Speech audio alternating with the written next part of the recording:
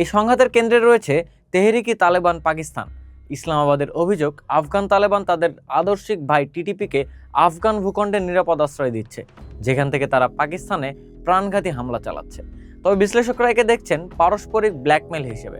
চামান সীমান্তের friendship gate এখন এক নিস্তব্ধ শোকের প্রতীক। যে পথে একসময় পণ্যবাহী ট্রাকের দীর্ঘ সারি আর দুই দেশের মানুষের মেলবন্ধন দেখা যেত, সেখানে আজ কেবল বুটের শব্দ আর কামানের গর্জন। 2026 সালের ফেব্রুয়ারির সেই ধূসর বিকেলটি যেন দক্ষিণ এশিয়ার ভূরাজনীতির এক নতুন ও রক্তাক্ত অধ্যায়ের ঘোষণা দিচ্ছে। এককালের কৌশলগত মিত্র আজ একে অপরের ঘোর শত্রুতে পরিণত হয়েছে। আকাশসীমায় ড্রোনের মহড়া আর সীমান্তে গোলার বারুদ সাক্ষ্য দিচ্ছে আফগানিস্তান ও পাকিস্তানের এই সংঘাত আর কেবল সীমান্ত সংঘাতের মধ্যে সীমাবদ্ধ নেই, এটি এখন এক পূর্ণাঙ্গ প্রক্সি যুদ্ধের রূপ নিয়েছে। 2021 সালের আগস্টে কাবুলের পতনের পর ইসলামাবাদে যে উৎসবের আমেজ দেখা গিয়েছিল, তা মাত্র 5 বছরের মাথায় বিষাদে পরিণত হয়েছে। পাকিস্তান ভেবেছিল কাবুলে তাদের সমর্থিত সরকার থাকলে ভারতের প্রভাবমুক্ত এক বিশাল কৌশলগত সুবিধা পাওয়া যাবে, কিন্তু সময়ের আবর্তে সেই সমীকরণ সম্পূর্ণ উল্টে গেছে।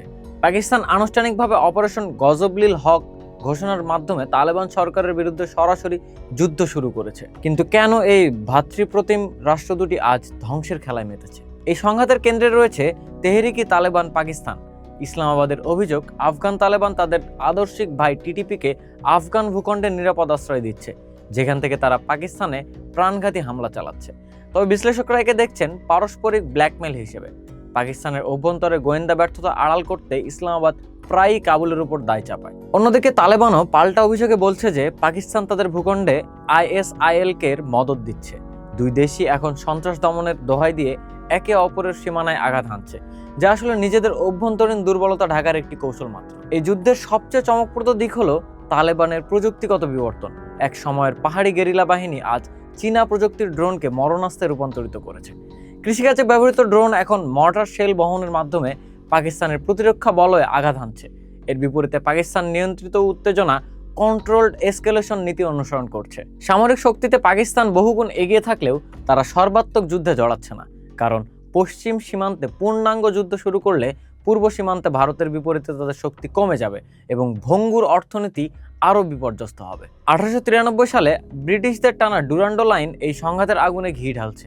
আফগানিস্তান কখনোই এই 1622 মাইলের সীমানাকে আন্তর্জাতিক সীমান্ত হিসেবে স্বীকৃতি দেয়নি। সীমান্তে কাঁটাতারের বেড়া নির্মাণ নিয়ে দুই দেশের সীমান্তরক্ষীদের রক্তক্ষয়ী সংঘর্ষ এখন নিয়মিত ঘটনা। এর সঙ্গে যোগ হয়েছে 2025 সালে পাকিস্তান থেকে 10 লাখ আফগান শরণার্থীকে জোরপূর্বক বহিষ্কারের ঘটনা, যা তালেবানকে চরম ক্ষুব্ধ করেছে। তবে পাকিস্তানের নীতি নির্ধারকদের রাতের ঘুম হারাম করছে অন্য এক ভয়, ভারত।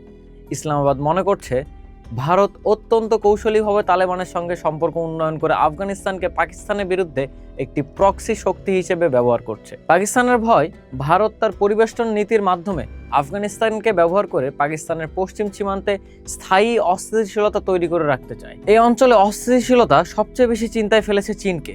তাদের $65 বিলিয়ন CPEC প্রকল্পের ভবিষ্যৎ এখন এই সংঘাতের উপর নির্ভরশীল। চীন শান্তি আলোচনার চেষ্টা করলেও তা বারবার মুখ থুবড়ে পড়ছে।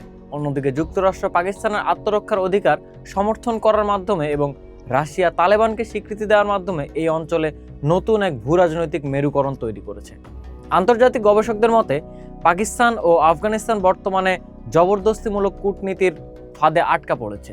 যখন কূটনীতি ব্যর্থ হয় তখন তারা সামরিক শক্তি প্রয়োগ করে, আবার যখন যুদ্ধ ব্যয়বহুল মনে হয় তখন তারা আলোচনায় বসে।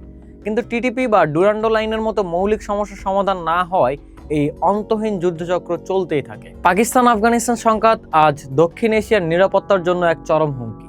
এই সংঘাতের শূন্যস্থানে যদি আল কায়েদা বা IS এর মতো গোষ্ঠীগুলো শক্তিশালী হয়ে ওঠে, তবে তার পরিণতি হবে ভয়াবহ। বন্দুকের নল বা ড্রোনের আঘাত দিয়ে এই সংকটের সমাধান সম্ভব নয়। যতক্ষণ পর্যন্ত দুই দেশ প্রক্সি যুদ্ধের নীতি ত্যাগ করে প্রকৃত গঠনমূলক কূটনীতির পথে না হাঁটবে, ততক্ষণ চামান বা তোরখাম সীমান্তের শান্তিকামী মানুষের চোখে কেবল যুদ্ধের আতঙ্কই খেলা করবে। ফ্রেন্ডশিপ গেটের সেই জনশূন্য পথ যেন আজ চিৎকার করে বলছে, ভুল কৌশল ও অন্ধ শত্রুতা কেবল ধ্বংসই বয়ে আনে।